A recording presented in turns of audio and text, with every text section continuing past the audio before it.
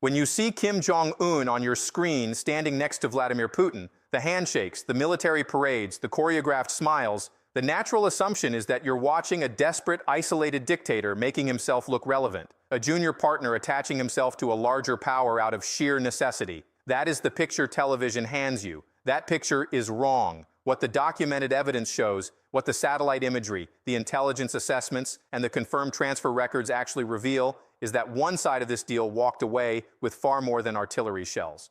One side of this deal receives something that changes the entire strategic calculation of the next 2 decades. And here is the part nobody is saying plainly. It was not Russia. Most coverage of this agreement stops at the surface. North Korea gave weapons. Russia used them in Ukraine. The White House issued statements. And Kim Jong-un got what exactly? That is where the sentence ends. That is precisely where the most important part of the story begins. What you are actually watching is one of the most consequential technology transfers in modern history, executed in plain sight, confirmed by nobody, and missed almost entirely by the analysts whose job it is to catch these things. There are 3 layers to this deal. Most reporting never gets past the first.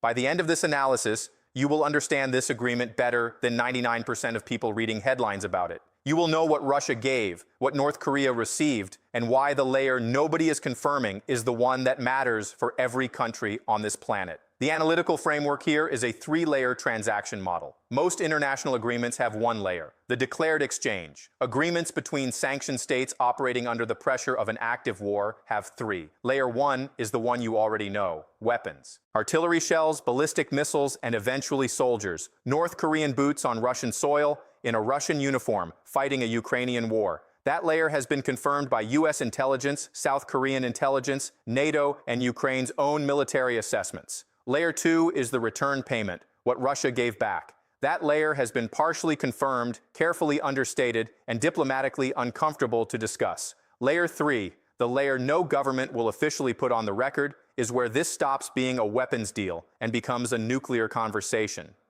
The anchor number, 10,000 to 12,000 North Korean soldiers were assessed by South Korea's National Intelligence Service as deployed inside Russian territory by October 2024. That is not a token gesture. That is an entire combat division. One country's soldiers, under orders, in uniform, fighting another country's war. The question this entire analysis is built around is, in exchange for exactly what? To understand what was exchanged, you have to go back further than September 2023, when Kim Jong-un stepped off his armored train at Vostochny Cosmodrome and shook Putin's hand for the cameras. You have to go back to 1991, when the Soviet Union collapsed, North Korea lost everything at once. The USSR had been Pyongyang's primary economic patron. Subsidized oil, subsidized food, technical expertise, diplomatic protection. When Moscow fell, all of it vanished overnight. The 1990s in North Korea are documented by the United Nations as a famine that killed between 240,000 and 3.5 million people. And the range itself is a measure of how sealed the country remains. Kim Jong-il learned the lesson from that decade. He embedded it into the state's entire operating logic. Never be dependent on one patron again. Never trade security for food. Never give up the one weapon that guarantees your survival. But survival was never the end game. And what Kim Jong-un has been building, quietly, systematically, underneath every headline about shells and soldiers, is not a defense strategy. It is an upgrade. The kind of upgrade that, if completed, rewrites the entire threat calculus for the United States mainland. Here is the pattern of North Korean foreign policy, and it has a name: strategic patience reversed. While the West applied sanctions and waited for Pyongyang to blink, North Korea applied its own version of the same logic. They watched, they tested, they absorbed the punishment, and they waited for the moment the West became sufficiently distracted that the rules of engagement could be renegotiated. That moment arrived in February 2022. When Russia invaded Ukraine, the entire Western sanctions architecture, the pressure network built over decades to contain both Moscow and Pyongyang, cracked under its own contradictions. Russia needed ammunition. It needed artillery shells, missile components, drone parts. And there was exactly one country on Earth with large stockpiles of Soviet-era compatible munitions and absolutely nothing to lose by selling them. Bruce Klingner, senior research fellow at the Heritage Foundation and former CIA deputy division chief for Korea, described the dynamic directly. North Korea is providing Russia with the artillery ammunition that is keeping its military viable in Ukraine. That is not a partnership born of ideology. That is a transaction. And transactions have prices on both sides of the ledger. The first item Russia placed on the table was legitimacy. Putin traveled to Pyongyang in June 2024, the first Russian head of state to visit in 24 years. He and Kim signed the Comprehensive Strategic Partnership Treaty, which included language on mutual military assistance. The wording was careful, but the signal was unmistakable. The second item was economic. North Korea received an estimated $2 to $5 billion in Russian payments, channeled through energy transfers, food shipments, and direct compensation, according to assessments published by the Korea Institute for National Unification in early 2025. But the third item is the one no official statement will touch. In November 2023, just 2 months after Kim's visit to Vostochny Cosmodrome, North Korea successfully launched Jong-1, its first military reconnaissance satellite, into orbit. South Korean officials and independent analysts at the Middlebury Institute of International Studies assessed that Russian technical assistance was directly responsible for that success. North Korea had been trying to put a satellite into orbit for years. It failed 4 separate times between 2012 and 2023. And then, after one meeting with Putin, it worked. That is not a coincidence. That is a payment receipt. North Korea has had nuclear weapons since at least 2006, its first confirmed underground test. That is not in dispute. What has always been in dispute is whether those weapons can reliably reach their targets, specifically targets in the continental United States. Because a nuclear weapon that cannot be delivered is not a deterrent. It is a political statement, nothing more. The technical problem Pyongyang has been working on and has not yet fully solved is called re-entry vehicle technology. When a ballistic missile launches into space and falls back toward Earth at thousands of kilometers per hour, the warhead experiences temperatures exceeding 7,000 degrees Celsius on re-entry. Without a precisely engineered heat shield and guidance correction system, the weapon disintegrates before it reaches anything. This is the single remaining technical gap between Kim Jong-un's arsenal and a reliable intercontinental nuclear capability. Russia solved this problem decades ago. Here is where the two tracks of this deal converge. North Korea sends Russia artillery shells, confirmed, documented, openly discussed in congressional testimony in Washington. Russia sends North Korea satellite technology, partially confirmed, diplomatically awkward, understated in every public briefing. And underneath both of those exchanges, according to assessments circulated within the U.S. Defense Intelligence Agency and reported by Reuters in March 2024, are conversations about missile guidance systems, re-entry vehicle specifications, and submarine propulsion technology. None of those conversations have been officially confirmed by either side. That silence, from both Moscow and Pyongyang, is itself a data point. Now here is the part that most strategic analysis misses entirely. The 10,000 to 12,000 North Korean soldiers deployed to Russia in late 2024 may not primarily be about battlefield numbers. Yes, a full combat division changes the arithmetic in Kursk Oblast. Yes, those soldiers free up Russian units for redeployment. But analysts at the Royal United Services Institute in London, in a November 2024 briefing, assessed that the deeper strategic value of the troop deployment for North Korea is the combat experience itself. North Korean forces have not fought in a real conflict since the Korean War ended in 1953. That is 71 years of a military that trains but never tests itself against modern weapons, modern electronic warfare, modern counter-battery radar, modern drone swarms. Russia's war in Ukraine, whatever else it is the most intensive laboratory of modern conventional warfare currently active on this planet. Every North Korean officer who rotates through that theater returns home knowing something that no training exercise can replicate: drone evasion, electronic jamming countermeasures, coordinated artillery suppression under precision fire, urban warfare doctrine.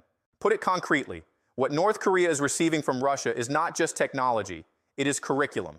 A full military curriculum in how to fight and how to survive a 21st century conventional war. The Korea Institute for National Unification estimated as of early 2025 that North Korea plans to rotate at least 3 separate divisions through Russian territory over the course of the conflict, cycling tens of thousands of officers through live-fire modern combat. Retired General Vincent Brooks, former commander of U.S. Forces Korea, described the long-term implications of that rotation as genuinely alarming for the stability of the peninsula. And the peninsula is not the only place this matters. This is where your wallet enters the story. Indirectly, but directly enough. Every additional North Korean soldier in Russia extends the war in Ukraine by weeks or months. Every month the war extends, European defense budgets escalate. Every euro that flows into defense does not flow into economic stabilization. Every dollar Washington allocates to monitoring a newly emboldened Pyongyang is a dollar reallocated from somewhere else. The financial architecture of the Western world is being stretched across three active theaters simultaneously: Ukraine, the Middle East, and a newly resurgent North Korean military challenge. That is not sustainable arithmetic. And arithmetic, in the end, does not negotiate. Here is the part that nobody on television will say plainly. And the reason they will not say it is exactly the reason you need to hear it. This deal between Kim and Putin may not be concluded. The evidence suggests it is still being negotiated, right now. In June 2024, the Comprehensive Strategic Partnership Treaty was signed in Pyongyang. The version made public included Article 4, a mutual defense clause committing each country to provide military assistance if the other is attacked. Official commentators in Washington and Seoul moved quickly to minimize Article 4. The language is ambiguous, they said. It's not a formal defense treaty. It is more symbolic than operationally binding. That commentary misses the structural point entirely. The significance of Article 4 is not what Russia will do if North Korea is attacked. It is what Article 4 tells Kim Jong-un about his own security calculus going forward. For 70 years, the core vulnerability of the North Korean state has been this: China is its primary patron, but China's support is conditional and ultimately self-interested. Beijing has repeatedly demonstrated in its UN Security Council voting record, in its quiet diplomatic pressure on Pyongyang after provocations, that it will sacrifice North Korean interests when Chinese strategic interests require it. Kim knows this. His father knew it. His grandfather knew it. Russia's treaty changes that calculation. Not because Moscow will definitely intervene if Pyongyang is threatened. No one can confirm that. But because Kim now has a second superpower patron.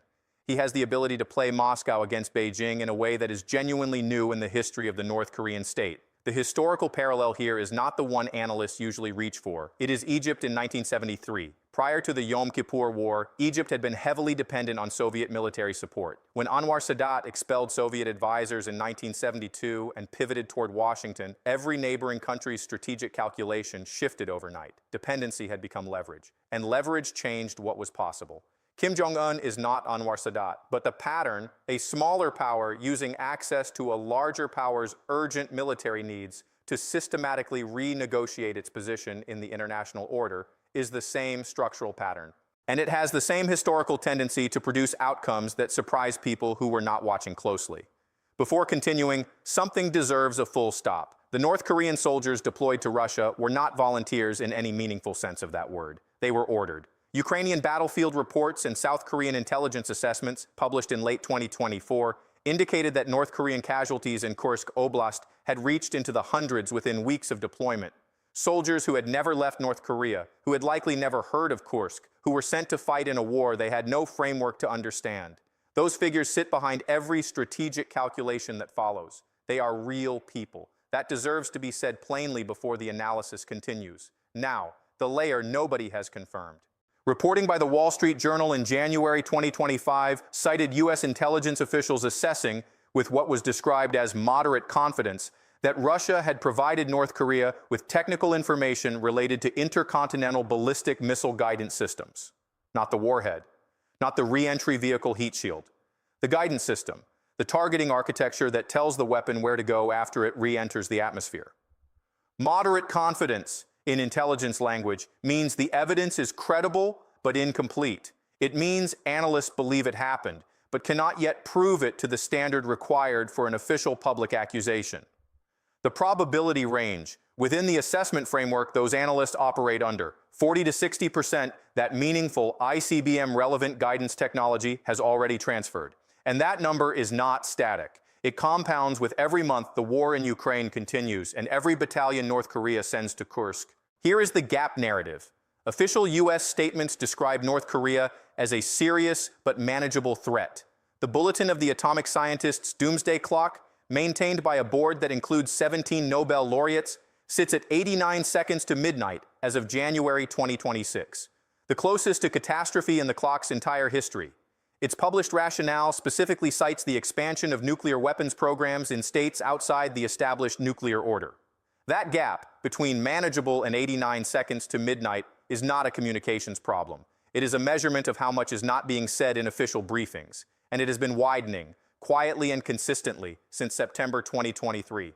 Step back from the ICBM guidance question for a moment, because here is what all of this, the shells, the satellite, the troops, the treaty, the technology conversations, actually tells us about the next 5 years of geopolitics. And the conclusion is not what most people would predict. The question is not whether this deal happened. The question is whether the people who should be saying it out loud will say it before the next test makes the answer unavoidable. What I want you to take from this is not fear. Fear is not useful. What is useful is clarity. And clarity, a precise map of what is actually happening, is exactly what most coverage of this agreement has refused to provide. So let me give the counter-argument a fair hearing. Because serious people with serious credentials look at everything just described and arrive somewhere considerably calmer. The argument goes like this: Russia needs North Korea more than North Korea needs Russia.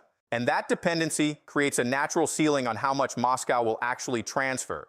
Because fully arming Pyongyang with ICBM-grade guidance technology would alarm China, alarm India, alarm every Asian nation not already alarmed, and potentially push South Korea and Japan toward their own nuclear calculations.